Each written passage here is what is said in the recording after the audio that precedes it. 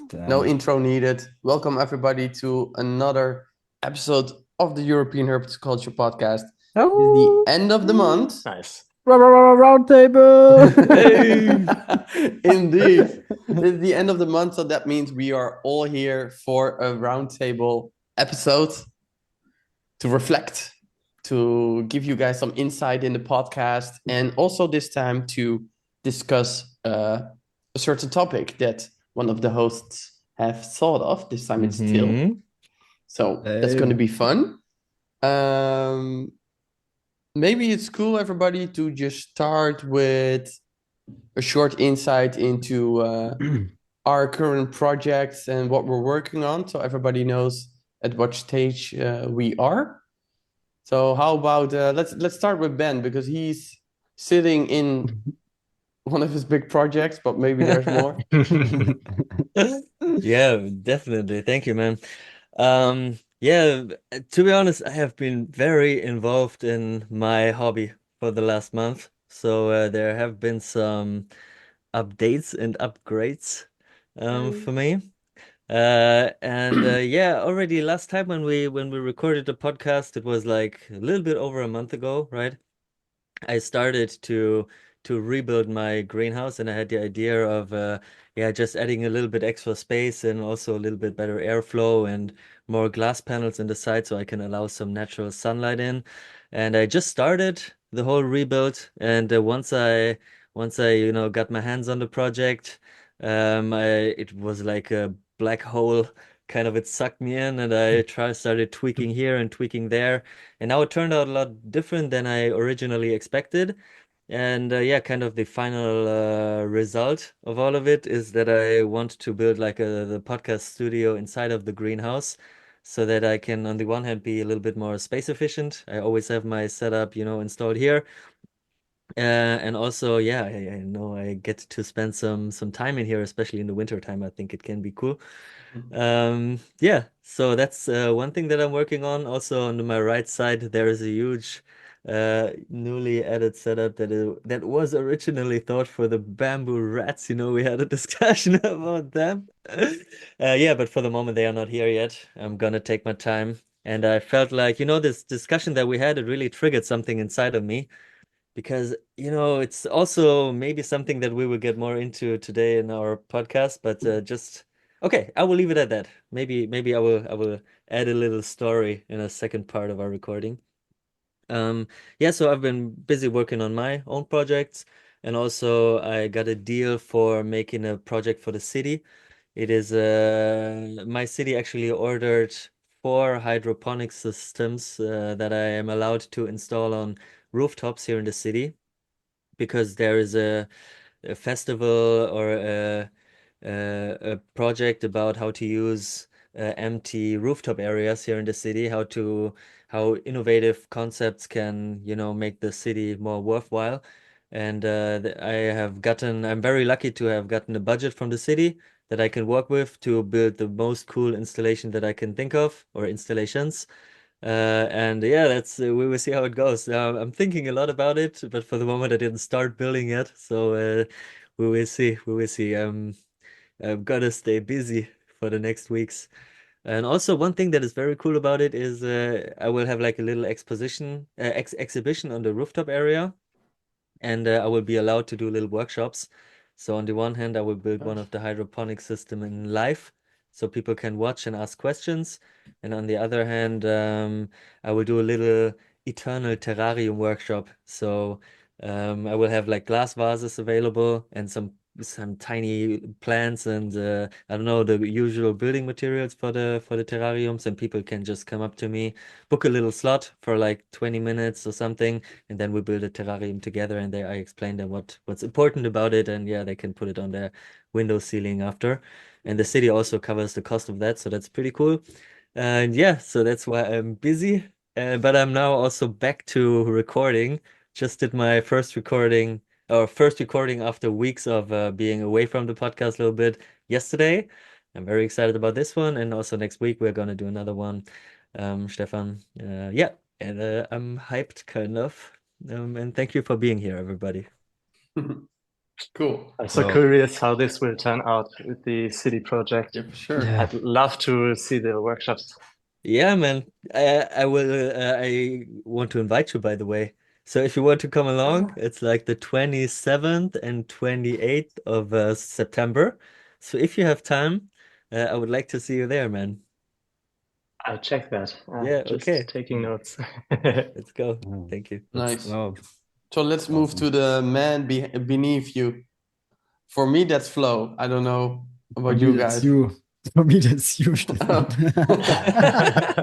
I'll be last. You go ahead, Flo. All right. What up? So at the moment, at my place, there's nothing going on because 2 weeks ago, actually next week, I'm moving to Copenhagen, and that for 2 weeks ago, I visited Till, said goodbye, and brought him actually my Hey, Enialuides. come on. Yeah, you know what I mean. That's a nice Farewell. friendship. Thank Yeah. you. Now we only see each other online. No. But I brought him the Enialuides because I just want to settle down in Copenhagen first and then bring the lizards over because I feel like in the meantime it wouldn't be that good for them. And again, in like the boxes that I had him like over the last 2 months, I didn't want him to put them there any longer. And I know that Till is like skilled enough and hyped enough to to keep them. And I Alive. know Well, Till now you have to confess one is dead. No. I just one ate thing I one. wanted to tell you, man. Oh, it's not looking good. How we're No. doing this now. Bad news. No, but we built like a super cool terrarium, I feel like, for just I don't even know how long Till is going to keep the Enialuides. That's not so sure I yet. don't know How either. long would you like to till? Good question, man. That's the question. But I think we did a very good job with like 1 day of building something. It turned out pretty good, and I'm pretty happy about that. And I feel like super comfortable that Till is having them right now, and don't have any doubts that something's going wrong or something. Yeah, but it's super weird because it's the first time in like 10, 12 years that I don't have any reptile, insect, amphibian, exotic pet at home, and that's super weird for me. And yeah, I actually think about it a lot, and I really, really miss it. And it's only like 2 weeks. It's weird because like a big part of me and a big part is missing now. But now I really also value what I had and looking forward to build something new, even better, and then bring back the Enialuides, hopefully. Yeah. I do think it's like speaks for you that you're like, okay, this is not the best situation for these animals. Let's Yeah. put them in the. It also maybe takes some bit of the pressure off for you to build something in Copenhagen. Yeah, for Yeah, sure. put the pressure on me. Put the pressure somewhere else. Yeah, but I could totally understand it. I mean, moving, and it's not only about finding a new place, and setting up everything over there. It's also about, getting used to your new lifestyle, kind of building a social circle, the work and everything. And there are so many topics that will be like demanding that I think it's good for you to have a free mind about that and just put the responsibility somewhere else. And I mean, I think it's also an interesting topic, actually. We could maybe one day in the future make a roundhouse table about that topic. Like, how does it go to put animals on loan somewhere? What's your experience about it? How did it feel like having no animals, getting back into it and something? I think that can be very cool. Yeah, for sure. But I'm also Noted. like, yeah, write it down. But I'm also super happy that I have like the opportunity to bring the animal to someone that's skilled enough to do it. And the Because trust is also yeah, super important, even more probably. yeah, for sure.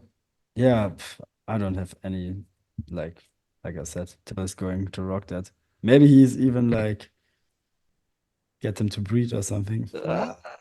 Bro. Don't tell him. Just hide him and then randomly pop up like in 3 months, yeah, I have some And captive Thomas pet. Gottschalk is selling some in Düsseldorf.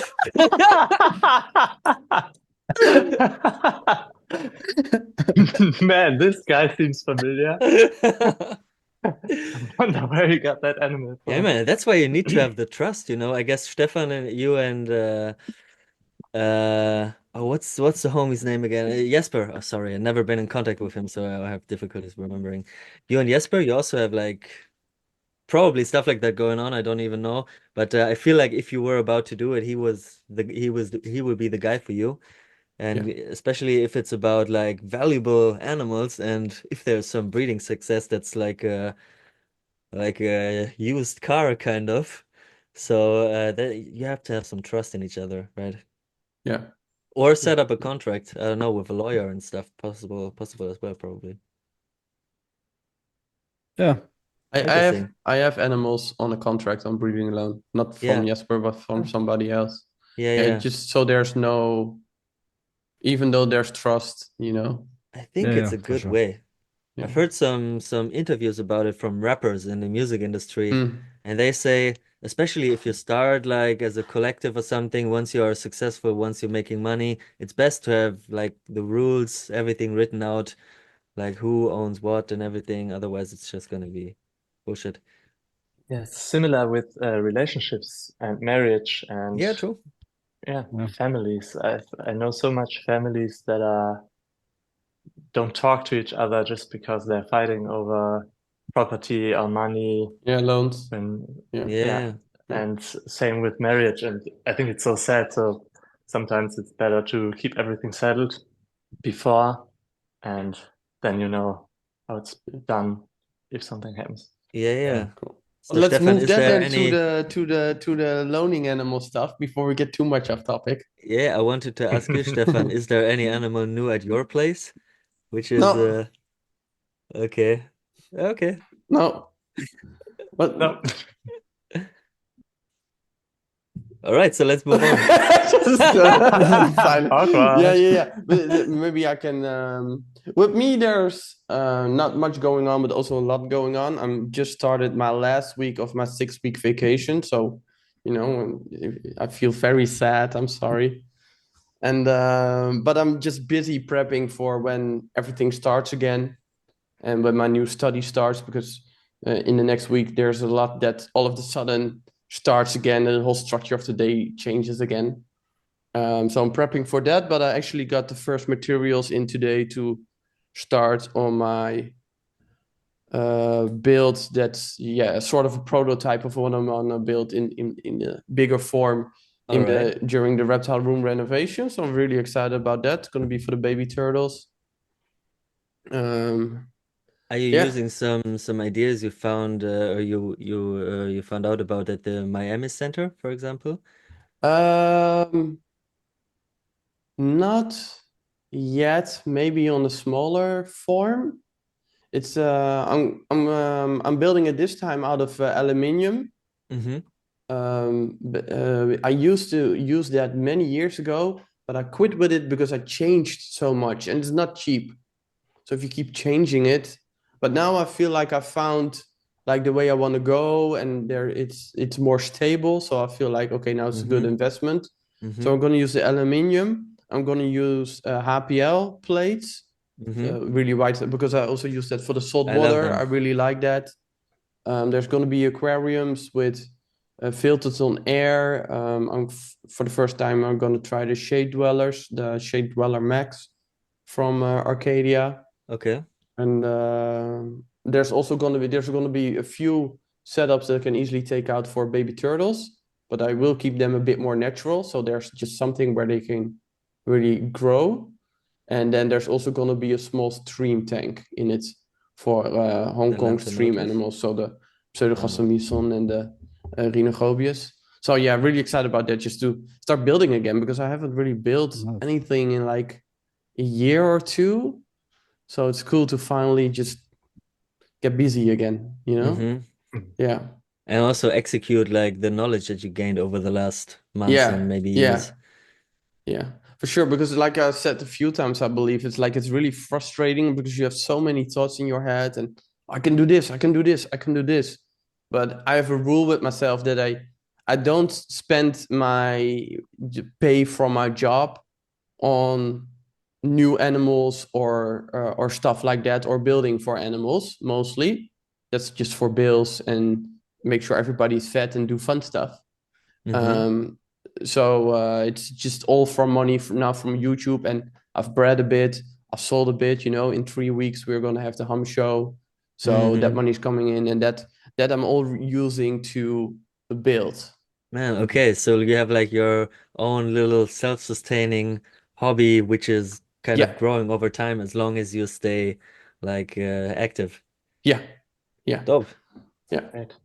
But it does mean patience. So I'm really excited about that, and yeah, I think for the most part that's it. I'm cleaning up. I have a guest room now. It's so strange. Mm-hmm, Oh, mm-hmm. Crazy. wow. Yeah.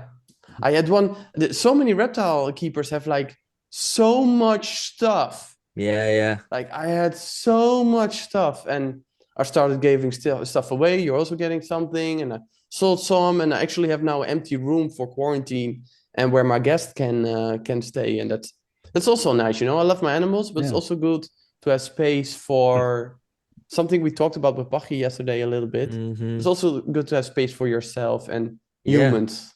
The hobby it easily invites you to become a maximalist because you Yeah. can use whatever Mm. somewhen in the future, some random boxes and hoses and pots or something. Yeah. Yeah, Yeah. it is really easy to start collecting stuff and have a whole bunch of stuff that you never touch at the end of the day. Yeah. So that's why I call it also the reptile room renovation, because everything needs to be new and fresh. So like Mm-hmm. each cable that didn't have earth cable gone, each whatever, all that. Yeah. Oh, cool, cool. Yeah, level up. Yeah. Yeah, it's important. So how about you, Till? Ah, man, first I thought nothing is going on, but at least some things are going on. I have some a little similar feelings like you. I want to improve a lot. But I'm very happy. Last time Ben visited me, we did some improvements at one of my enclosures, the black PVC one that I now used for plants. Then some plants changed, and I got the animals from Flo, so we did build some stuff with that one. And now I'm also a little happier with my reptile and plant rooms, let's say it like that, but there's still some room for improvement, especially with three of my snakes enclosures. But for the listeners, Stefan is visiting me this week, so Yeah. I thought maybe it's a good opportunity to let him give me some tips, or yeah, so you can look over it and we can make up our minds together. I always like that.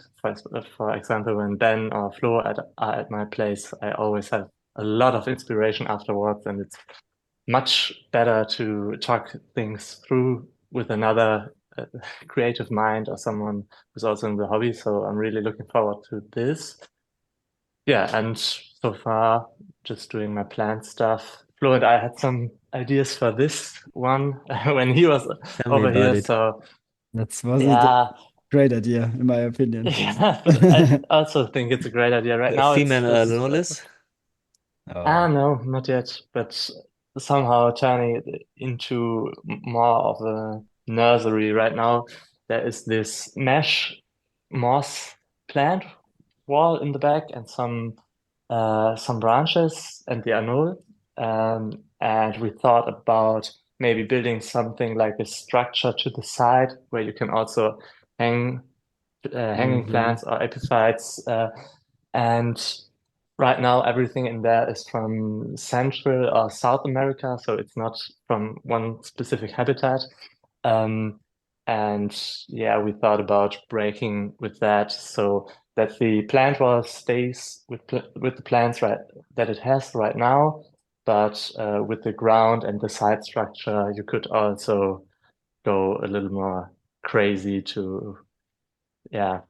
I've collected some more things from Southeast Asia that are also pretty cool. So maybe I have to loosen myself from that South America trip a little bit. But not 100% sure yet, but I think What it will change it a bit. what type of Yeah. materials are you imagining for the structure inside? Is it more like aluminum and the greenhouse panels or something more like bamboo rack or something more natural? Not 100% sure. At first, we thought about just something like a rough metal grid, so I can just hang some Okay. cork or something like this uh, in there, or some pots. But we also thought about going a bit more crazy with hanging branches that you can plant epiphytes So on. natural. I like that. Yeah, so let's see where it goes. We have some ideas. So The ant yeah. plants, for example. Yeah, The for example, the Platycerium. ant especially for them. Okay. Yeah, and yeah, beside that, so these are just thoughts for now, and as you said, I'm trying to figure out the Annuloides game. I've never been like a very big lizard keeper, so it's kind of new for me with these, and I'm very thankful that you trust me so much, Flo, but I'm also a bit nervous. But as we talked about trust, Ben, do you recognize this shirt? Hey, save the Hey, pangolin, man. because Ben also did trust me with his animals. True, Was man. it 2 years ago? 1 or 2 years ago? I Yeah. don't know. So for 3 weeks, I was looking for his animals, and he brought me this as a gift from Vietnam. So I had to think about that Man. when you just mentioned keeping animals for your friends. Yeah, definitely. And I mean, you did a great job. And at the end of the day, I think Stefan, you Thanks, said man. it in our last roundtable. Caring for animals is not that difficult if you know what to do and you just do it at the end of the day. And as long as you have an enclosure, that's all right. Feed it on a regular schedule, give them water. There's not so much to go wrong, in a short period of time. Yeah. Nice, man. True. Cool. So I think that gives a good update on where we are at. Let's then get into maybe where the podcast is at now. Last time we just shared some numbers for everybody. Maybe it's cool to do that now too. And after that, we are gonna go into the questions from our guests, because some people had questions on the comments and also via Instagram. So maybe it's cool to announce that we are now past 200 subscribers on YouTube. But I think it's pretty cool. I would love it to be thousands and thousands. But in all honesty, for just posting a video, not doing reels or shorts, only announcing it once or twice on Instagram, I think that's already great, and the responses still are awesome. So very curious how we will grow once we start to build our portfolio. So give me the exact numbers. What is it? Or you want me to repeat the numbers from last time? Yeah, why not? Go So ahead. on the 19th of July, it was on YouTube, 166 subscribers. So now we are at 202. Wow. It's crazy, man. 200. Is there also already one of these YouTube things that you can hang on the wall for 200 subscribers? Not yet. No? These No. silver golden ones, maybe a one in No. Almost. gray. We can build one ourselves. Yeah. From aluminium. Yeah. All right, so how many YouTube plays is that in total? Last time we were at 1,000. Yeah, but that was in a month. So we are now again on 1,000 in a month. So we're pretty consistent with the amount of people watching the videos. There is a way of finding out how many plays we have in total, I think. Yeah, absolutely. I can do that. I would like to have that number. Until now, 2,541. 2,541. Okay. All right. So for the last time, now I have 1,000 in our list. It was in a month, and the month before we had 186. So it was 1,900 or something. Okay. How many Instagram followers do we have? Last time it was 242. Now we are at 304. And 300. Let's go. And the Spotify followers. When we hit 1,000, we're giving away something. En We're giving away Flo. Maybe some shit of the Lantanotos. We can do that. I have so many Lantanotas, who cares? Yeah, but only the poop. Like Yeah, okay. But if you want to get rid of the Lantanotos, you can also give them to me, Stefan. I have 2 for sale if anybody's interested. So man, yeah, my fingers are tickling. Spotify. What do you want to know, Ben? Like the followers. 133. 133. Okay, for Spotify we didn't count the plays, so I think we leave it at that. All right, guys. I feel like it's growing. Yeah, it's cool, man. Very organically. So I'm excited about putting out some short form content, and yeah, Flo, if we execute your idea, I think we have some cool stuff to post on Instagram and maybe YouTube Shorts. Yeah, for sure. For sure. So yeah, like I said, I agree. For a really organic, we're not really pushing it, just sharing it and doing the episodes. That's really cool.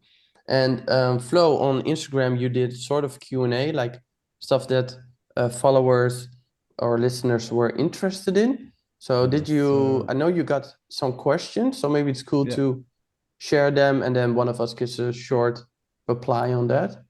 Okay, yeah, for sure. This time we do it without the names. I don't know what's better for the people. Maybe you can write us what do you think is better, or next time you're gonna give us a question, you can maybe type, you can say my name or something like that. Yeah. Please say my name, Flo. Say my name, say my Say my name. Okay, so should we start with the easy one? I think they are all not that easy, to be honest. They can open up a lot.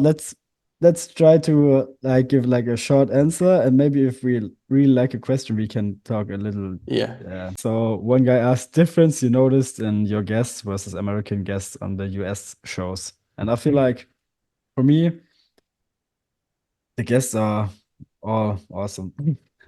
I don't feel like there's a difference in guests, to be honest. I think that's also hard to answer because we haven't interviewed them by ourselves. So I think it's a huge difference just listening to the episodes from Animals at Home or Project Herpetoculture versus comparing this to our own guests where we spoke with them ourselves. Yeah. Yeah, I would agree. One thing that I maybe want to point out, because just recently I've listened to 1 or 2 episodes from Animals at Home, and I felt like sometimes there are guests that are very flashy and very outgoing, and we didn't really have those types of personalities on our podcast yet. I feel like the people we had on are very passionate and serious about the hobby, very sweet and kind people, but not so much the people who try to grab as much attention. And maybe if you want, I would like to point out, because it is maybe as you're representing your brand, yourself as a brand, oftentimes in the hobby in maybe America, that's at least something that we have or has been noticed on the podcast multiple times. Yeah, it's oftentimes maybe about grabbing attention, and we didn't really have it so much on our channel, I would say. What do you think? Yeah, but we also haven't had like so many guests yet that we can say something like that. True.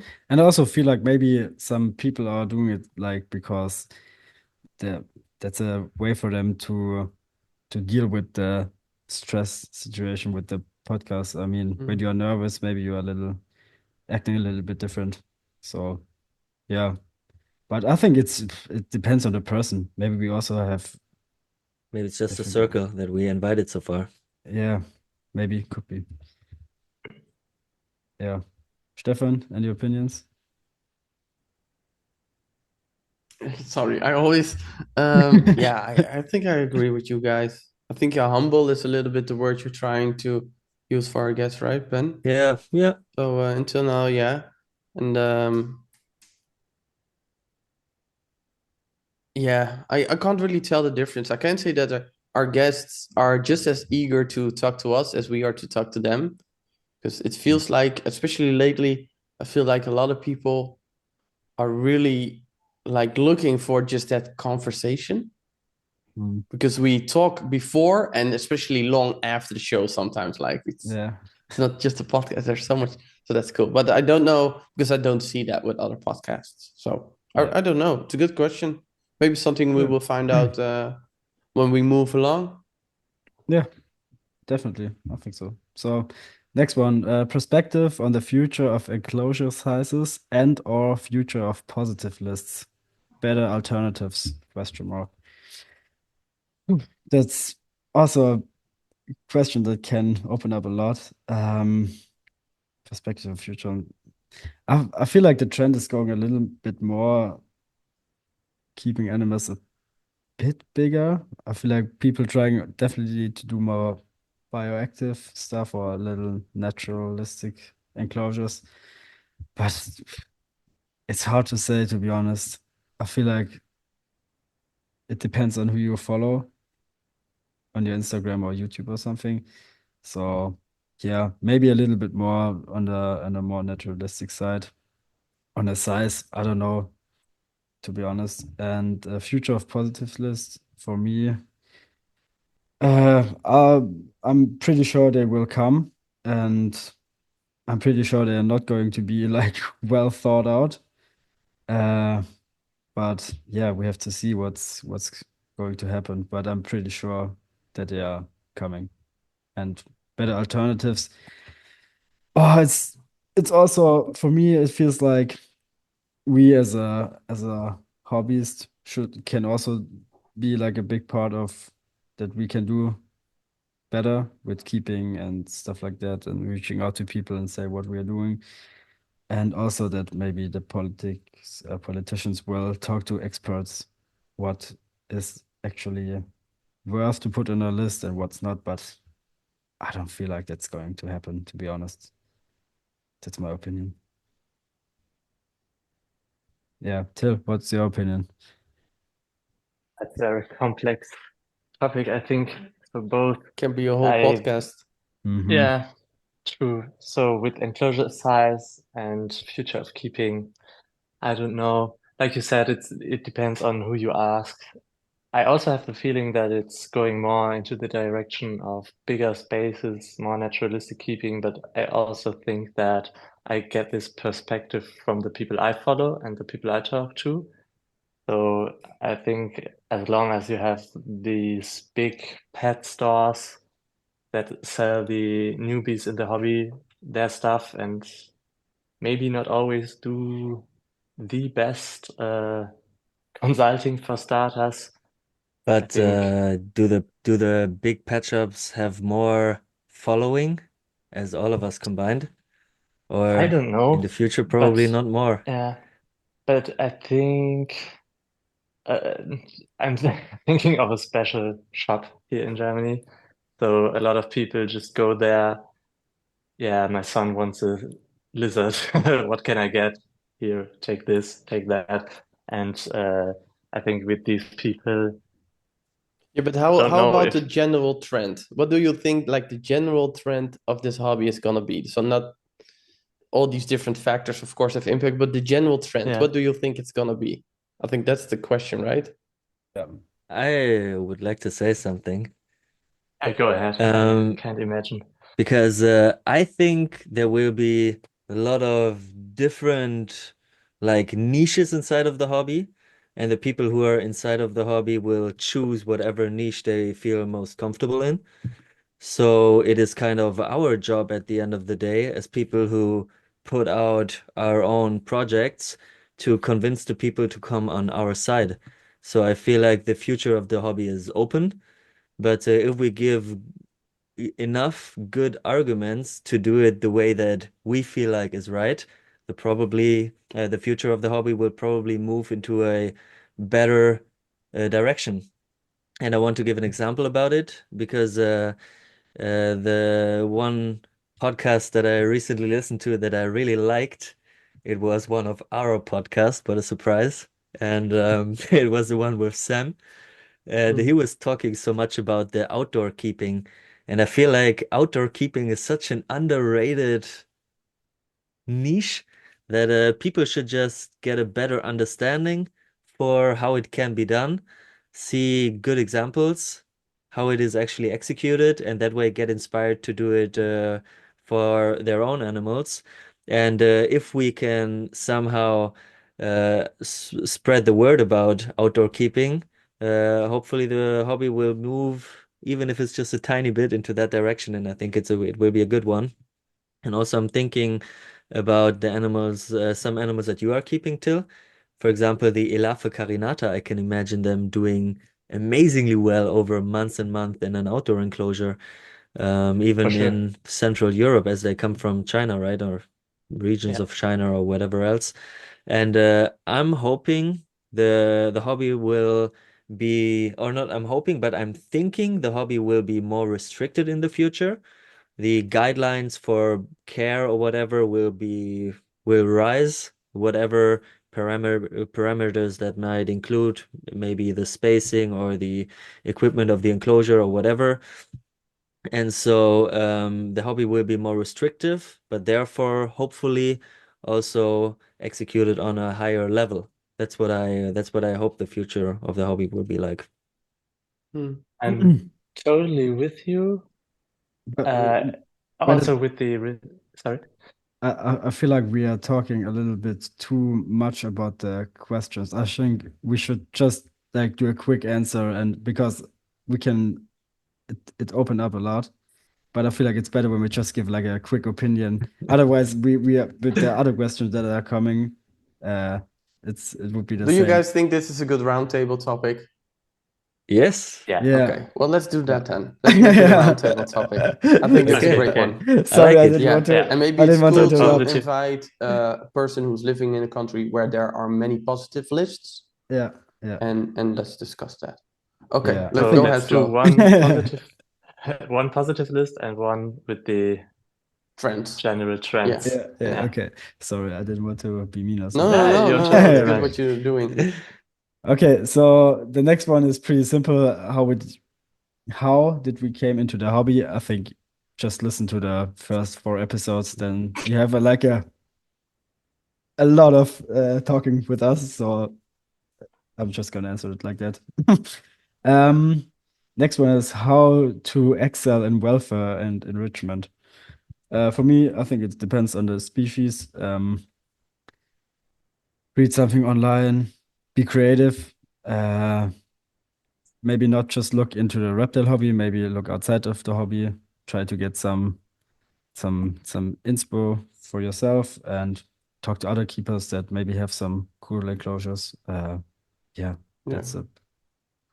I think That's it's it. cool when you want to do enrichment through natural behavior, realize that you don't need natural materials for an animal to show natural behavior. So you can think outside of the box and realize which senses an animal uses to interact with its world. Because we only often think in enrichment as in food or climbing, but an animal feels, an animal tastes, an animal smells, an animal, all those things can be used for an. I'm going to do an episode about how much I hate the word enrichment, but to live a nice and complex life. Yeah. Yeah. Yeah. Phil, for example, you had an idea about enrichment for your Lepidophyma, right? Yeah, I don't know if everyone is liking this, but I took a shed of my Elafe carinata female and just put it into the enclosure of my night lizard just to see what happens because I've read that people do this with other snakes, but I thought it also could be interesting to simulate the smell of a predator, even though it's not from the same area. But yeah, but the lizard didn't seem to be scared or anything, so now it's just isopod food inside the enclosure. Nice. That's It's a good nice. one. A lot of Yeah. senses being stimulated there. Very simple. I've seen that being Yeah. done with snake skin in primate enclosures. Oh, And they cook the snake skin just to disinfect it and then put it inside the enclosure, and the primates then, or the monkeys then have a little rush of adrenaline or something. Mm. And yeah, I mean, it's kind of a Nice. cool idea. I like it. Yeah. Yeah.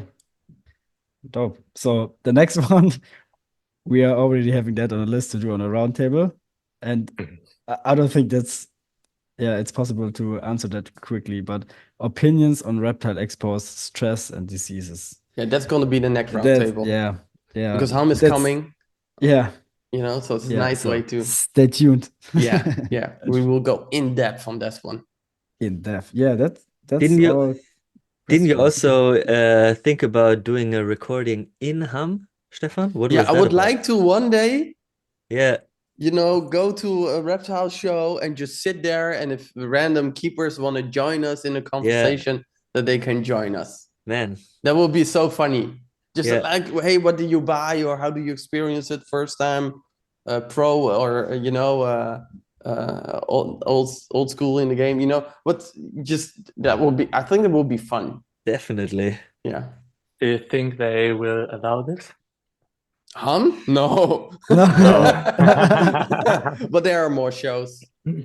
Yeah. Yeah. Maybe to have a little booth, like a little greenhouse inside, 2 seats, Nice. a Yeah. fucking green wall in the background, Yeah. and then just that would have be some fun. chats with random people. Why not? Yeah. Is there something they would like to say or think should be out there, Yeah. or just want to ask Maybe just whatever? It prepare would a be whole fun. bunch of questions and we could just ask randomly. Yeah. Yeah. Do you know this meme of the guy sitting in a park with a table Oh and yeah. statement X and then change my mind? Maybe we can do something Something like this. that. Yeah. Yeah, Terrarium channel is the Sucks. worst. Change my Yeah. mind. That's true. Yeah, but that was all the questions. I really liked it. I think Yeah. we should do it more often. You can ask anything. I think it's pretty cool. Yeah. More Maybe it's interactive. cool to do some of these questions, answer them on Instagram also, like Yeah. straight away for time's sake. But we got some really nice topics already for future roundtables. I really want to do the reptile show one.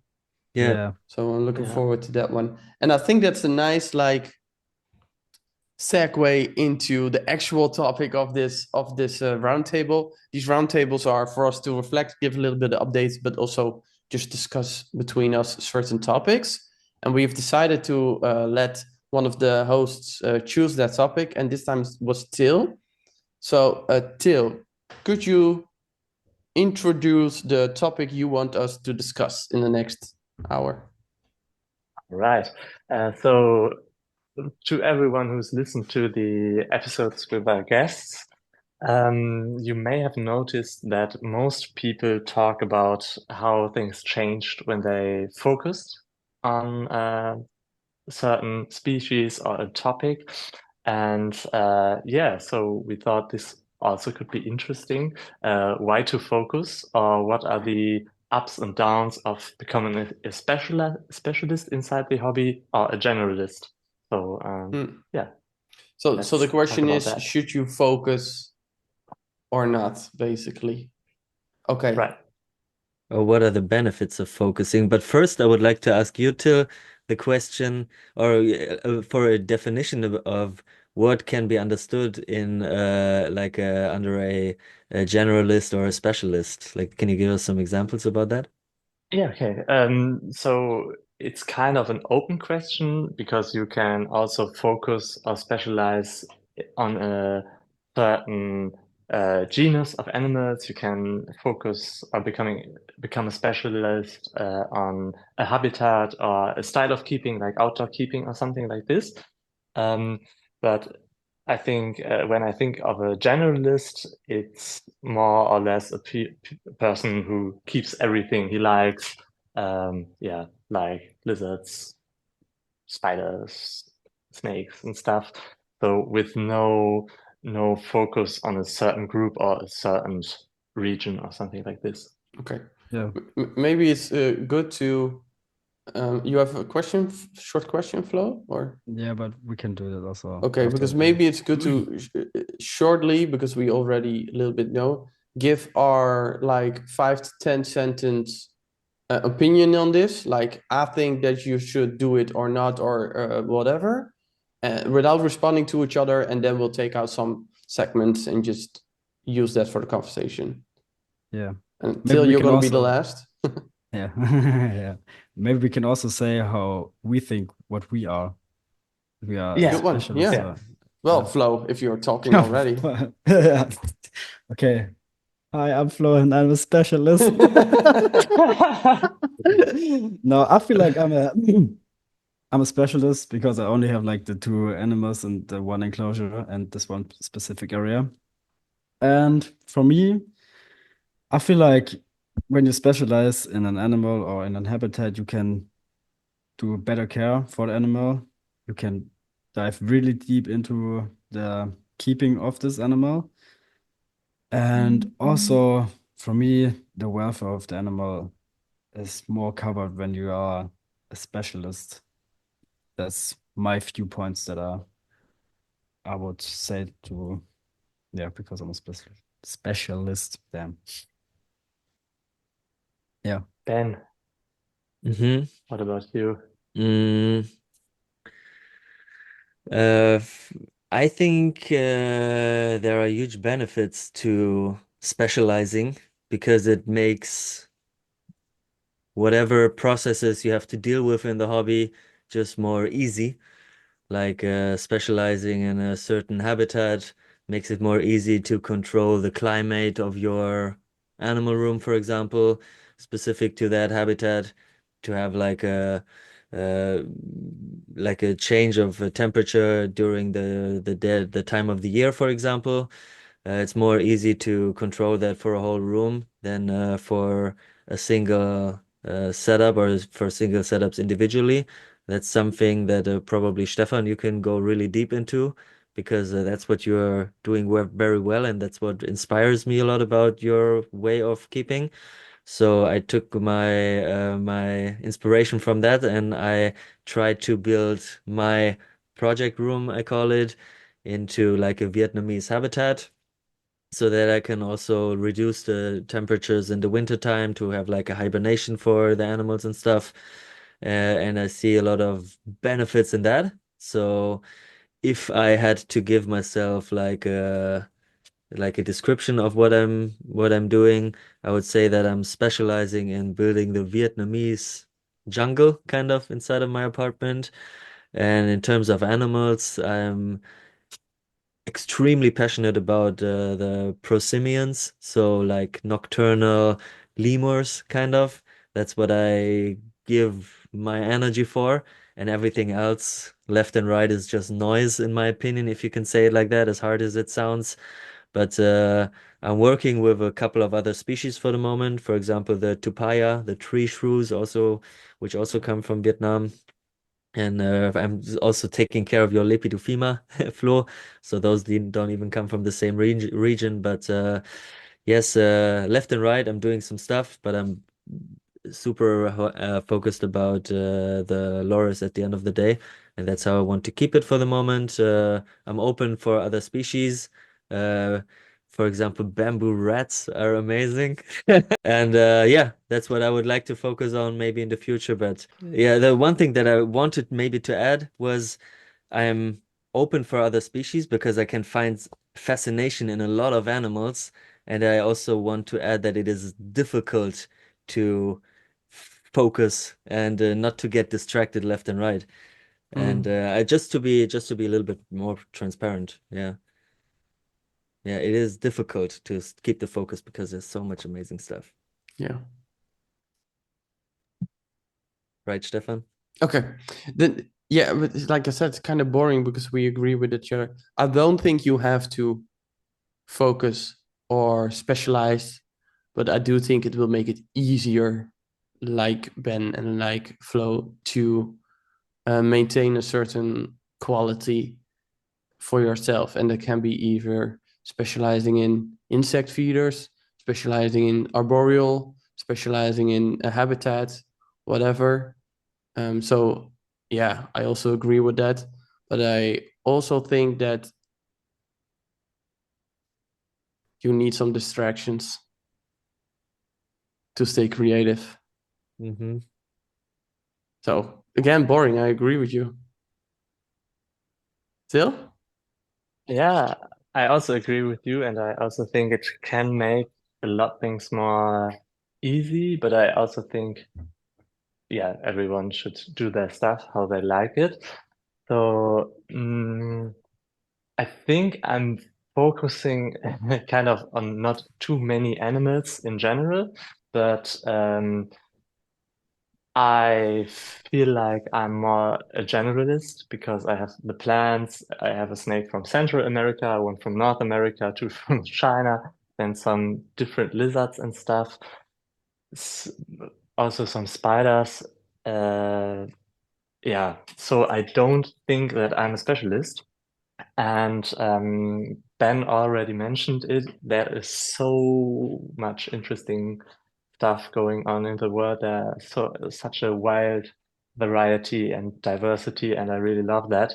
And especially with the plants, I think I can't hold myself back to say, oh, I'm just keeping these ferns or these anthuriums, because I think maybe it can get boring or you get frustrated because oh suddenly there are ant plants or something else that's lovely. So I really like the diversity, and it is more impractical, but it's also a lot of joy to have a lot of different things at home. Cool. I would like to start with the questions for you. What do you think as a beginner? Is it better to be a generalist or a specialist when you start with the hobby? Because should I give my opinion first? Because even though I would call myself a specialist, and also specialist, you can, yeah, like Stefan said, you can specialize in a lot of things. You can be very narrow about it and very broad about it. But I feel like if you start in the hobby till you're, no. Sorry, I had to check something. But I feel like it's better for you, and in the end of the day, after a few years, to be a generalist, to gain experience with different species, see what you like, see what you don't like. Ah, yeah, just keep different stuff, because in the end of the day, that's also how we all started, keeping different stuff. And then out of all these things, there's one species, one habitat, or something that crystallizes out of it. And I feel like then you can really dive into specialization. And in the beginning, there's like explore stuff, of course, keep the animals always like in a good welfare, but I think it's important to be open and keep a few things.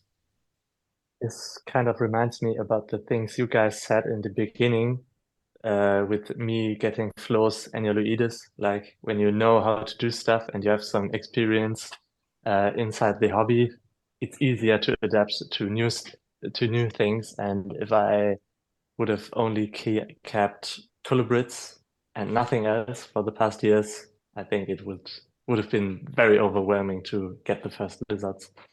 I disagree. You disagree? Okay, Nice. Yeah, nice. because I would say more like the opposite is true. I would Okay. say as a beginner, specializing in the first years of your hobby might save you a lot of trouble, because specializing as you do it, for example, Flo, means in your case building one setup for one species that you are very passionate about and getting all the parameters down to a point where you are just satisfied with everything. And probably once you achieve that kind of goal to get one system running very well, then you have a free mind to then drift off into another maybe niche of specialization. And that way you could, if you wanted to, and if you have like the perspective of staying in the hobby for a couple of years, that way you can like do a couple of projects very well, because you do one to the point where you are fully confident with how it's going. And then once you have the specialization well achieved, I can say, then you can jump to the next project. And that way, over years, acquire some species that you are very passionate about. And I think the question is just, how do you find out which species that those are? You know, which species are you truly passionate about? And that's, I think, something that a lot of people struggle with. Like they have a certain idea in mind of how it might be to keep a species that, but then they realize that they are not really maybe visible, or on the other hand, maybe super food aggressive or difficult to feed or something. But if you do your choices wisely, I think it can be a good way to specialize in one thing, like a species or a habitat first, get it running well, and then adding another project. And I'm thinking a good tip about finding out which species it is that you should start with, or that you should specialize in first, is speaking to people who are successfully doing a good job with the species. And you can find those people online. You can write with them, talk to them, have an online meeting with them, visit them in person, see how the animal behaves and so on, and just take your time with deciding about getting the animal or not. That's how I'm thinking. Nice. What about you, Stefan? I think it's a hybrid between you two and Ben. I think in the beginning, being open, so like open/general minded, is a way for you to experience these different aspects. But for the sake of the animal, I would prefer that somebody does one or two species well before he gets more. Yeah. That of course. You know? So So I think, don't, yeah, I know yeah. what you mean, but just to say it out Yeah. loud, Yeah. I True. agree with you guys that you can experience the hobby in different ways, and there's so much to explore. And sometimes you just gotta find it out. Sorry, I'm very far. Sometimes you gotta just find that out by experience it. But with the caveat that Ben also adds, that it's not an impulse something, and make sure you do one or two things right before you add whatever species or change the species you are keeping, because we're not talking about shoes or a video game. These are live creatures, and I do believe that some animals are okay with being, if you have that animal for a year or two, and it's not completely your thing, or because of space it's time for a different something. I can't really blame you for that, and also life, with you, Copenhagen, life, you Yeah. never know what happens. Yeah, So that's true. maybe I it's interesting then, before we get into, because we all a little bit agree on specialization, maybe it's cool to get into how we approach our focus or our core business almost. Mm. But maybe it's cool to, before that, talk about maybe the potential risk or opposite end of specializing. Mm. So like, Ben, is there anything you can think of? You already said it a little bit, but is there anything you can think of that would make you say, don't specialize, or this is a reason for you not to specialize, or something you got to be aware of, that being fully focused on a certain subject can cause? Okay. Yeah, there's one thing one topic that I'm really struggling with in my personal specialization, I want to say. And maybe it's good to share, because okay, I'm thinking all of us, we had some contact with people who told us that I am the only one doing this, I am the first in the world doing that, nobody has ever done this, and I am the only one keeping this species and stuff. And first of all, I would like to ask you, is it true? Do you know somebody who is the first in the world to do a couple of things? A handful, but not a lot. Yeah. What about you guys? Sorry. I've heard people say that or write that, but I have no proof about that. So that they are actually the first or only ones Yeah. doing that. Yeah, same. And also, you can maybe some people don't have like Instagram or something like that, and you don't even know about it. So I Yeah. think that's not really something. Yeah, yeah. Yeah, but I just wanted to point out that it's something that is being said a lot. I am the only one in True. the world doing this. I'm the first one. And I feel like sometimes people do it to boost their ego or something.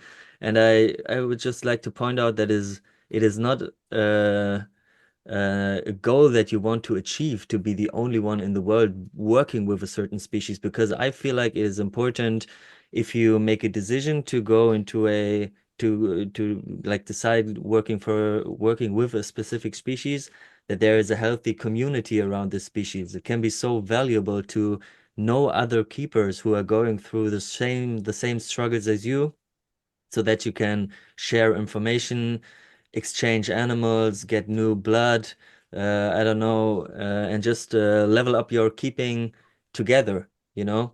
And all those people who claim to be the only ones in the world, I feel like, does it benefit your keeping to work with such rare species instead of working with species where there's a healthy community around it? And in my case, it's unfortunately the case that there's only really a handful people who are working with the animals that I'm working with, and it's such a struggle to then make decisions about who you really want to cooperate with, because you don't have choice, you have to pick the people that are there. And it will be a lot easier if there's like a healthy pool of people where you can pick your 1, 2, 3 guys that you connect really close with. And that's, for example, what I really like about the Abronia hobby. I have the feeling that there are really a couple of people in the hobby. It's still a niche animal, but there's a healthy amount of people there and a lot of good people also, from what I've noticed. And that's, for example, a niche that I would be interested in for the community, kind of, not to do it alone at the end of the day. Yeah, so Cool specialize in that animals where there are good people, you know?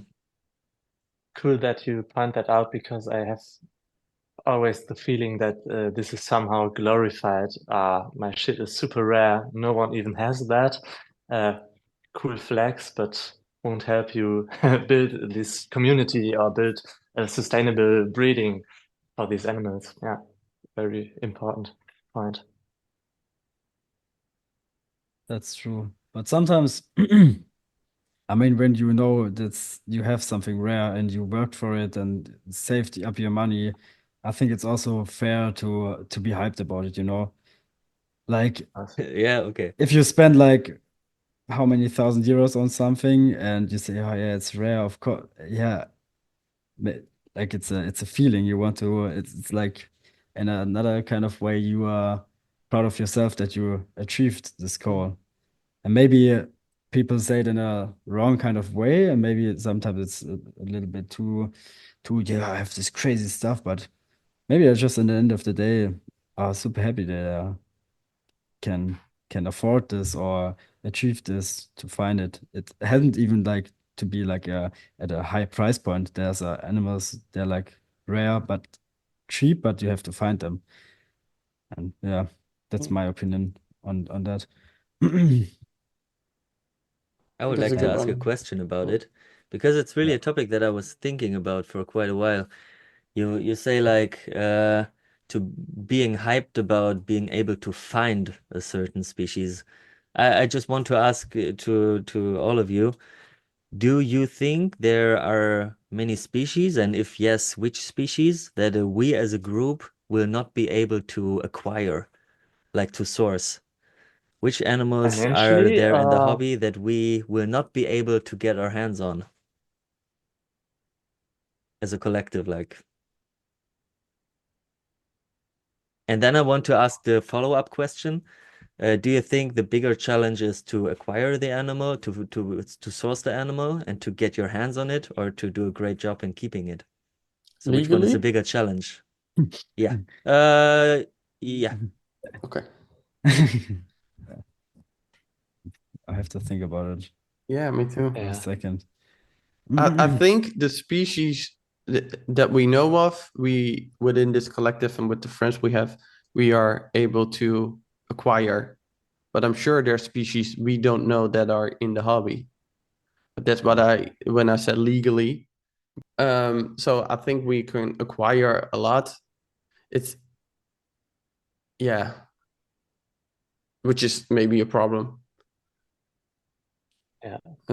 But the keeping, buying an animal, one of our guests said this a while ago, also with the amount of animals you have, like, if you have money, everybody can buy animals. So I would definitely say that maintaining those animals properly over a long period of time, as you said, if you keep animals for a month, make sure they're fed, habitat, food, water. There's not a lot, stuff can happen, but yeah, there's a lot of animals I can acquire that I don't want to because it are wild caught animals, and it feels very egotistical to get them. But on the other hand, I really want them. So that's another discussion, I think. Yeah. Sure, Yeah, so sure. that's why I raised my flag for specializing as a beginner, because acquiring the animal is not the bigger struggle. The bigger struggle is doing a great job at keeping. And you can easily get hyped about, yes, I found this deal. Now it's the last time they're ever offered, it's a one-time chance, once in a lifetime chance and stuff. So I would suggest to, take a step back from that and get animals and do a great job with them first before getting. Yeah. I, I've- I think Flo, my point was more like on the early years, Yeah. and it's good that Stefan said his point earlier, because I also think when you get your first animals, please don't become a generalist immediately. That's not what we wanted to say. I think, of course, focus on these animals, make them thrive, make them a good home. But for the earlier years, when you decide to get more, I think it's cool to build a wider, or have a wider focus to gain more experience. But of course, with your first animals, please don't become a generalist in the first weeks or Can 1 or 2 years. maybe we should say a generalist in interest and curiosity, but from that, pick something and focus on that. Mm-hmm. Like, so be open-minded, because you can take so much from other Mm-hmm. hobbies and animals, and then if you see something that's like, yeah, that's it, then go into the rabbit hole. Yeah. Like, for Really good. example, that's something that our last guest Pachi was doing very well. He comes from the aquarium hobby, so he has this base knowledge of water chemistry and building the tanks and aquascaping and everything. And now in his some of his first terrariums that he ever set up, they're already looking so much better than most of the stuff that's out there. So like the background from a different hobby can bring you quite far. That's what I've learned in this one. But I would like to ask you, and maybe this one to Flo, a question, and it's about like acquiring animals and getting new stuff. I would like, as we have been speaking about like this random child that goes to a pet shop to pick his first reptile and just doing random choices. What would you suggest, like a protocol, which steps to go through before buying the animal actually? Like, what would you recommend as a beginner to do? First of all, I want to say, like, to end the discussion before that, it really depends also on the age, how you, because you can't say to a 10-year-old, yeah, specialize in something. I think that's also important. When you start very young, that's not possible, because your mind is not like, I think there's maybe a handful of 10-year-old that can specialize in stuff. So, and that's totally fine. That's what I wanted to say. And to acquire animals, can I maybe answer the questions later? Because I also want to say something about specialization, maybe what's also not a good point about it. Or Of should I course, do this afterward? we should just Yeah. think about it. Yeah. Wait, I write it down. Oh, just ask me again. Yeah, it's okay. We can remember. For me, sometimes because I only have this one setup, I talked about it a lot. It's like you're getting like hyper focused on one thing, and as soon as something not really working, you are like, oh fuck, my setup is not working, or this is not going great. And there's like almost you have to be careful that you don't run into like an endless spiral of always new, better keeping, and this new and that new. And because you only have one setup and you can do so much, but you can also do like too much, you know what I mean? In the end of the day, if you change the enclosure every week because every week you have a new idea in your head, that's in the end of the day not good also for the animal. And I noticed that a lot, that I sometimes would like to have maybe more plans or another enclosure, that I can switch more focus on another project and not just this one thing. Because with one enclosure, there's so much ups and downs that can, it's like changing for every day. Maybe, and one day everything is looking fine. A week later, you have like a thrips outbreak, and then you are like looking at your enclosure for a month and feel like, oh, shit, that's not how I like it. And that can also be like very hard to deal with, because you want it to be different, and then it's not like you would like it to look like. And yeah, it can be hard as well. That's what my experience is like with the one enclosure, and also like finding a species that you really like, and that's that's super hard. I don't even know if I Yeah. have found like this species. I'm really in love with the Enyalioides, but there's so many cool species out there. And when you work for a long time with stuff, you getting used to it, and then you see another animal, and yeah, you have to settle back and say, oh no, keep focusing. It's not always like easy. It's actually pretty hard to specialize in one thing. Yeah. Also a question, how focused or how specialized you are, because for some people, for example, you keep plants and people say, oh, he's so focused and specialized in his plants. But you can have the most random diversity at home, or you can be such a nerd who only keeps one genus, you know what I mean? And this can also be the same with habitats or snakes. You can say I'm focused on snakes, but you can also just keep one Elaphe genus and all these localities or something like this. So it's hard to differ sometimes because, yeah, for some people you're specializing in things, and for some nerds you're just keeping something general. You know what I mean? Yeah. I have an Sure. idea. It's very difficult to say, are you focused or not? Are you specialized or not? And I would say maybe you can say that you're specialized if you can tell to somebody what you are doing in 2 or 3 sentences. Because if it takes longer, then probably there's a whole bunch of stuff going on. But if you can break it down to like 2, 3 sentences, that probably means that you have a focus in what you're doing.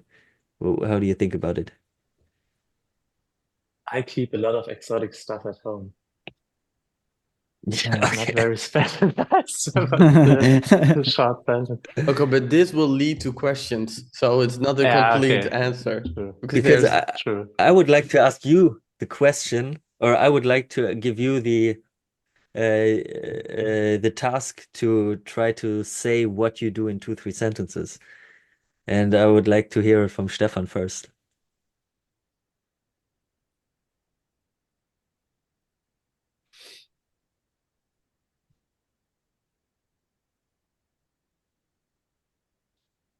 He thinks about it. Or maybe, as Okay, Flo, as you have been speaking about it, maybe you want to go first because you have a more clear idea, so you have a little bit of time to think, Stefan. yeah, well, I don't know if it's 3 sentences. I focus on mostly turtles and some lizards who are semi-aquatic from Southeast Asia that are either from Hong Kong and the region or the tropical parts of Borneo in Thailand. Which Yeah. is a focus, in my opinion. Okay. Yeah. I'll quickly go to the toilet. Sorry, guys. Hold on. Take a fucking shit. I'm We're back. keeping. Yeah, we're back, people. I'm keeping arboreal lizards from a small region from South America in one big South American enclosure.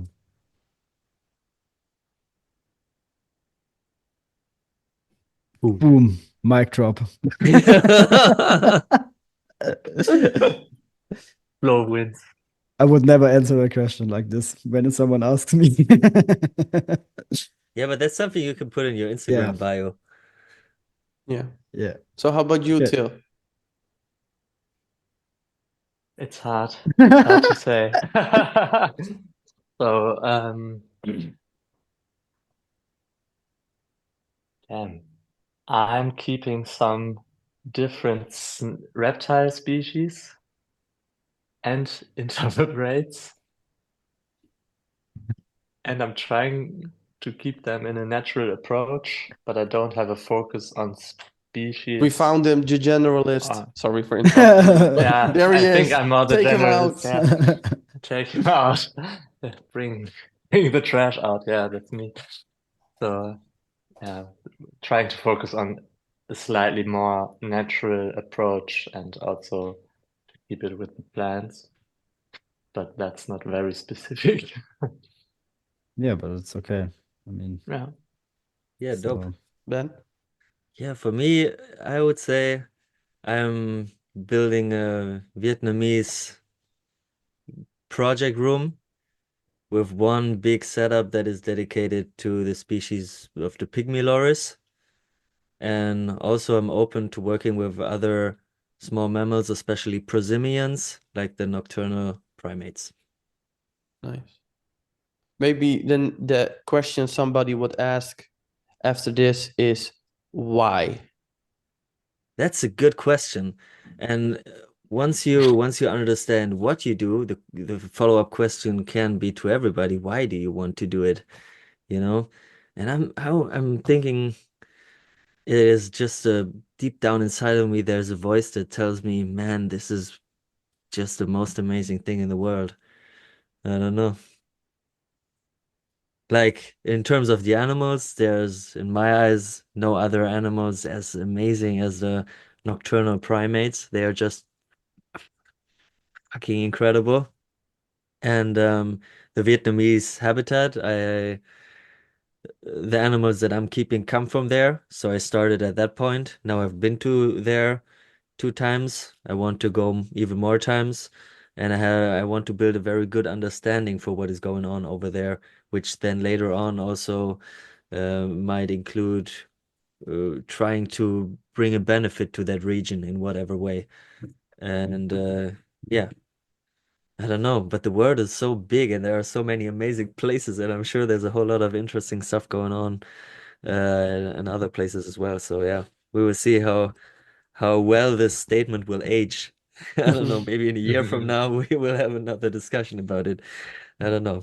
People Yeah. can Yeah. change. Yeah, I mean we are all young and wild and free, kind of. Yeah. some of us. Was interessiert mich mein Geschwätz von gestern? Right? Okay. Yeah, why, Flo? I would answer a question because I'm like obsessed with the South American rainforest since I'm young. I don't know why, to be honest. Maybe nature documentaries, books. I always wrote about the Amazonian rainforest. And over the years, I just found out that I really love keeping lizards, and that's why I'm focusing on that Man. area. One is obsessed with the other hears voices. Maybe we should get some help. What about you, Stefan? Why? Okay, honestly, I focus on a certain. Okay, let's take this back. Why? Because if I don't choose and focus on a certain area, then I am a generalist who that's what I am. I am a generalist when it comes to my interest and what I want to experience. But I know that to keep the species that I love, because the species that I keep, they fulfill me and I love them. I keep coming back to them. So that's like my core animals. Also because I want to make sure that whatever generalization I do doesn't impact the quality of care of my animals. Of the ones that you are truly passionate about. Yeah. So whatever happens, everybody has a few species, even if they keep a quite general collection. Everybody have a few species that they either get back to or that will never leave. Like, I don't know, you get in a divorce, you need to sell almost everything, but that one animal, that one's gonna stay. Or you're getting a child, or financial issues, whatever. Moving to or Denmark, for example. move to Denmark, whatever. There's always a few of those species, and I've learned that I don't want to impact the quality of care of those animals, and therefore saying like, hey, I want to focus on those animals. They live in that area, therefore that area will benefit my animals, but also make sure that I get fulfilled and stay stimulated within my hobby. Yeah. That's a good answer. Danke. Yeah. And as the species that Bitte. you are focusing on require a lot from you, there is only so much Man, that you can taking do care left of and reptiles right. is not that difficult, man. Yeah, No. but in terms of space. Oh, space. Yeah. The Yeah. Manoria, for example. Yeah, for sure. The Manoria will have the whole garden. I need to build a Yeah. winter garden. I have for people. I live in a 4-bedroom house, and I sleep in one, and I have the office in my living. The rest is animals. Hmm. No So kitchen, no bathroom. no, all just a bucket. The same bucket as for the turtles. Yeah, I mean, This- if the resources were unlimited, if you had unlimited space, unlimited money, unlimited time, people to help you with your stuff, I mean, most of us would do some more things, right? Yeah. But I What ab- mean, you only have so much time and focus and everything, so yeah. What about you, Till? How would you answer that question? Why? Yeah, I don't know. The decisions on which species to get next were kind of didn't follow some focus. It was just the things I liked and I was interested in. So I got them. And yeah, I really like the diversity. And for example, with my Chinese red snakes, it's interesting because they have to hibernate. They have to go uh, into into the refrigerator for 2 or 3 months. And if I would only keep these, I would have some very boring months in that time. So yeah, I love the benefits of the diversity to see something different with the activities and the looks. So I think that's what drove me where I am. Today, we are all still figuring out what to do, right? Yeah. And there's no right or wrong answer. And I will be, I'm ready to change my opinion, you know? So yeah, we will see. We will see how it goes. And I mean, that's also something that we will learn from the discussions we will be having with our guests. Probably we will find a lot of inspirations in different topics, and the one or the other might want to try a new project, and that's totally fine. Yeah. Yeah, for sure. Until now, I think the trend with our guests is I started as a generalist. I wanted a lot, and now I'm focusing more on less. I enjoy it more, but it doesn't mean they don't have Yeah. um, uh, General fascination for the whole thing. or like different animals or species or whatever. It doesn't mean that there's only one. It's Yeah. still very diverse. That's what I wanted to say. Yeah. Okay, so we can say what we do, we can say why we do it. I think the general consensus is that most of our guests move that way. So I think the question then is for somebody who thinks about such an approach is how. So how do you specialize and how do you approach that? And just maybe how we do that in general. That's a hard one to Maybe as a get it. starter question for this one, Yeah. maybe we can bring up the question we had earlier, what steps to go through before acquiring a new animal, because maybe that's a good starting point, and from there on we can go ahead. Yeah. I would like to hear that one from Flo. I don't know, because I already asked you earlier. How to approach to buy your dream animal, or what exactly? No, but what would you recommend to a beginner to do before buying the first animal? Which steps to go through? Okay, so do a shit ton of research on that species, about the area that it's coming from, talking to other keepers, try to get as much information as possible. Look at maybe when it comes, maybe if it's like Shinizaurus or something, you can also maybe look in the aquarium hobby. What fish are they keeping? How the people are keeping them? Plant people, ask them. I think it's very important to just like read a lot, watch a lot, and that is my tip, to be honest, to approach something like this. Do you have some sources about where to get information from when you're talking about the habitat and stuff like that? Yeah, nah, I always use a naturalist, for example. I really like that. And from there on, you can see where the animal is found, and I look up their location and maybe try to see some pictures on Instagram or type it in Google and get data from there. What's also sometimes interesting to look for hashtags, how your species is like called in the native language or something like that. Then you can see maybe some habitat pictures of the animal. That's how I do it and approach other keepers if there are some out there, how they do it. Yeah,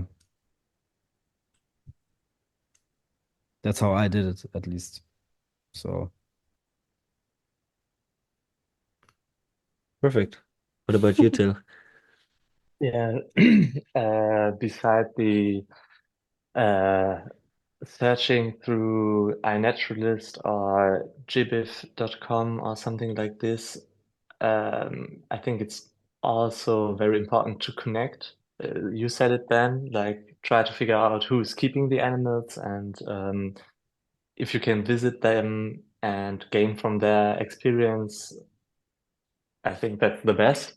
Also, and I hate to say it, but what also can help is the good old Facebook group, because there are some pretty specialized Facebook groups on certain genus or species even. And there you find a lot of people who are already specialized or who have a lot of experience with these animals, because I think from the classic social media platforms, there is not such thing like a Facebook group where people only get into to get information or share something, for example, about dry Macron. At least that helped me a lot, because there is not much literature, not a lot of books about them. So when I decided to get into these snakes, I found two Facebook groups, and of course, you have to take some things with a grain of salt and have to reflect what are good information and what are bad. But this helps you to connect with other keepers. Most definitely. Yeah, definitely. So what do you think about it, Stefan? Well, I like these answers, and mine is pretty similar, but this answer is the one that the response to the question if somebody already knows some sort of what he likes or what he's interested in. So this is the very practical. Okay, you've chosen the animal. This is how you're gonna approach it, and of course, it's gonna also help you to find out if that is indeed the animal that is for you. But I think even before the question is more also how do you find out what animal fits for you? And so before you do that, you need to first off just, it's hard to explain, but there are animals you see a picture or you see their behavior or you've seen them wherever at the zoo or the keeper and you're like, that's it.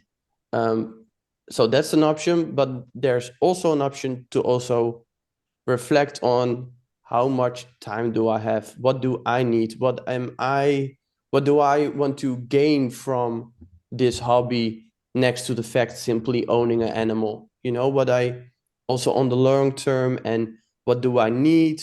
What can I give? So those are questions that need to be asked, and based on that, you can make choices, and that will help you to focus in or specialize or narrow in. So where do you find inspiration about which animals are potentially available or to you, or which animals are actually traded in the hobby?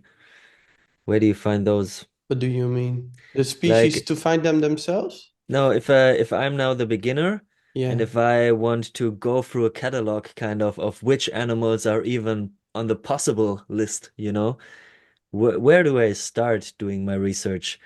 Because for me back in the day, it was like these books, terrarium animals from A to Z or something, and you found a whole list of animals with basic care requirements.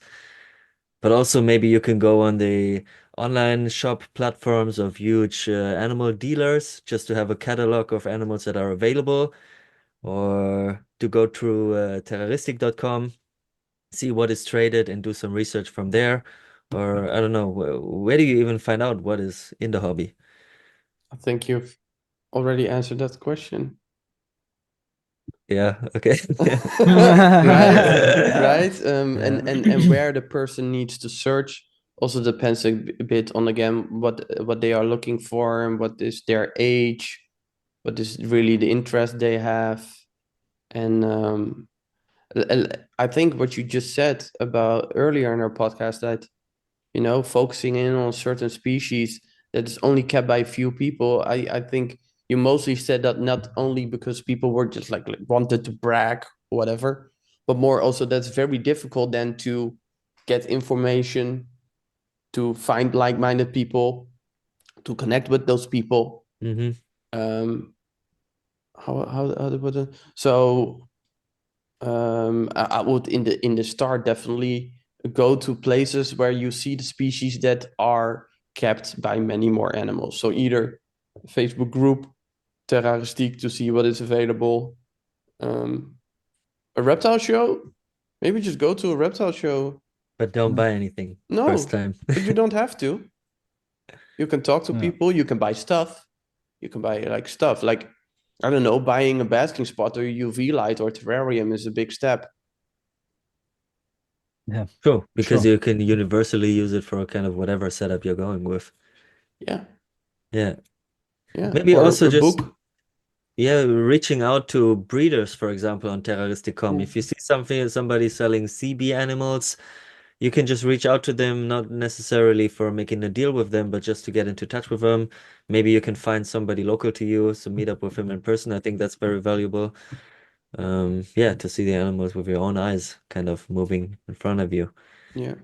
Yeah. YouTube I also like for that, because you can see animals move, you can see them behave.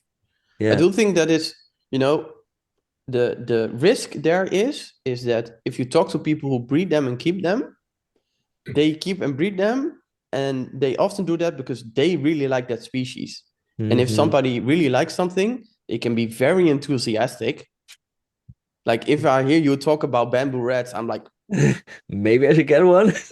yo, but in the end, it's, that's not going to be my experience. Yeah, okay, true. So Always take it with a grain of salt, maybe. yeah, or again, make sure that before you start a little bit like what you also want to get out of it and what you can give and what's important to you, and Yeah. like getting an animal you want to handle maybe a little bit more really impacts the type of species you will keep. Or you will have one that's just, I don't know, very aesthetic setup. It's a very different species. You're going to choose for that. Yeah. Or Sure. So it's also kind of a journey of getting to know yourself. Yeah. Reflecting on yourself, what can you offer? What do you want? For what type of commitment are you ready? And then making a decision after that. And probably that's something that is skipped most of the time when people are doing impulse buys. Yeah. Yeah. Yeah, okay. Sure. Damn. Is there anything anybody wants to add to that? No, I think that was a great answer from you, because I totally forgot about those steps, to be honest. It's sometimes hard to think about how when you are like deep in the hobby, to think about the simple steps first Mhm. and not yeah. And that's why I always like to talk to people that are not in the hobby, because they ask sometimes the right questions. I saw something on the Instagram story of a good friend of mine, and he used a source, it's called climate.top, and he printed out the diagrams of the natural habitat, of the climate of the natural habitat of the animals that he's keeping. So to see the distribution of temperature over the year, or rainfall, humidity, light cycle, and so on. So maybe, Stefan, you want to get into detail about it a little bit? So what Yeah, was your sure. thought process behind it? And yeah. Well, okay. Well, like I said, I'm a generalist, and sometimes, and I think a great example is the Ceratophora. I got the Ceratophora tenenta, which are on itself very cool animals, and I'm really interested in them. But I noticed that I put them in a room, and I needed to change some things on that room that possibly impacted care of like my core business. Let's just say it like that. So I wanted to prevent that. So that's why I choose a certain area, and then the area where all my animals were found. So I just I printed out these maps. I put a picture of the animal that it's about, highlighted some areas where a lot of iNaturalist finds or accounts are. And I also look at reptile database at what is like the first specimen recorded. And then I just use ClimateTop to have the climate schedule of that area. And it was temperature, maximum, minimum, depending on the day, rain, light hours. Some even have the UV index in there, so that's great. And for me, that's just a visual aid to help me in my care, just to say, okay, this is the light schedule this month. This Probably is how dry much I'm gonna period miss. from Sorry? time to time. Dry period from time to time for some Yeah. species, maybe. Yeah. And what it also did is, because I just printed out, like for some species, I know they're in the same area, but I just printed it out because then I can see, oh, on the map, this animal is found directly next to this one. So that's perfect, but this animal is like, oh, it's actually closer to this climate, so maybe that needs to move to the other room or whatever. It is a terrible thing to do. I don't advise it, because I was like, oh, if I move the Melantanotus to another room, I have one like Borneo room, one Hong Kong room or China room. And or I want to have a poster on the door with Trump saying China, like China, the China room, and then one Vietnam room, because Vietnam, especially in the middle and along the coast, lowland, is very different than northern Vietnam, Hanoi, and the border with China. Laos. So yeah. Yeah. So I don't advise you to do it, because the further you go, you need to stop somewhere. And luckily, my good friend Jesper, he is always like, dude, chill out, Yeah, that's also actually the same what Flo said earlier. There's always something that you can tweak, even if it's just one setup, and at a certain point, we have to realize that there's also like a life outside of the hobby as well. Yeah. Yeah. And That's our why I'm with animals are friends. pretty adaptive, that 1 or 2 degrees for most Yeah. species. If you give them a temperature gradient. Yeah. Yeah, Look for at sure. zoos. Mm. Yeah. True. All right. We are creeping up on to the end, right? Yeah. How do you feel? Yes. Maybe to summarize our discussion, can you, Till? You brought in this topic. I knew it. Yeah, See I him, brought it you in saw now. him like spooked.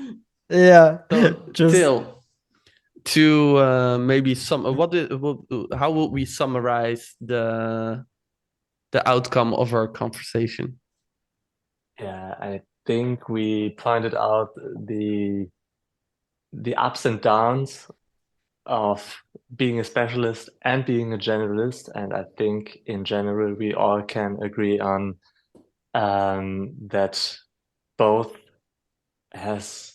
both ways have their right to exist, and we are all open-minded to change our opinion in the future.